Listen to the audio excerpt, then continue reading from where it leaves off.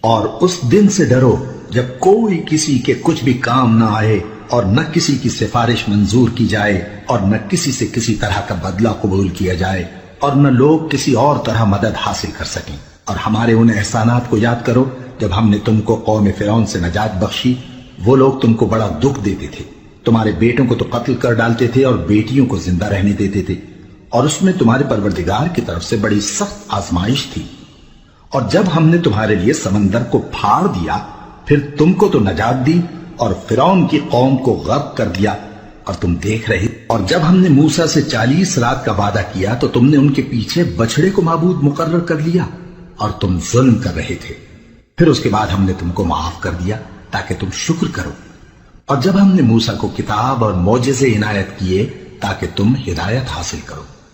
اور جب موسیٰ نے اپنی قوم کے لوگوں سے کہا کہ بھائیو، تم نے بچڑے کو معبود ٹھہرانے میں اپنی جانوں پر ظلم کیا ہے، تو اپنے پیدا کرنے والے کے آگے توبہ کرو، پھر اپنوں کو قتل کرو، تمہارے خالق کے نزدیک تمہارے حق میں یہی بہتر ہے۔ پھر اس نے تمہارا قصور معاف کر دیا، وہ بے شک بڑا معاف کرنے والا ہے، بڑا مہربان ہے۔ اور جب تم نے موسیٰ سے کہا کہ موسیٰ، جب تک ہم اللہ کو سامنے نہ دیکھ لیں گے تم پر ایمان نہیں لائیں گے، تو تم کو بجلی نے آ گھیرا اور تم دیکھ رہے تھے۔ پھر موت آ جانے کے بعد ہم نے تم کو اثر نو زندہ کر دیا تاکہ احسان مانو۔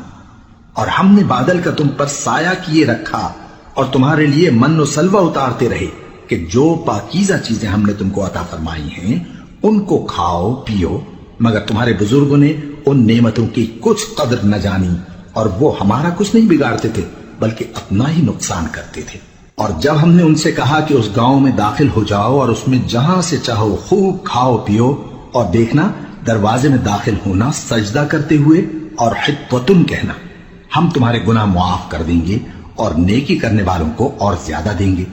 تو جو ظالم تھے انہوں نے اس لفظ کو جس کا ان کو حکم دیا تھا بدل کر اس کی جگہ اور لفظ کہنا شروع کیا، پس ہم نے ان ظالموں پر آسمان سے عذاب نازل کیا کیونکہ نافرمانیاں کیے جاتے تھے۔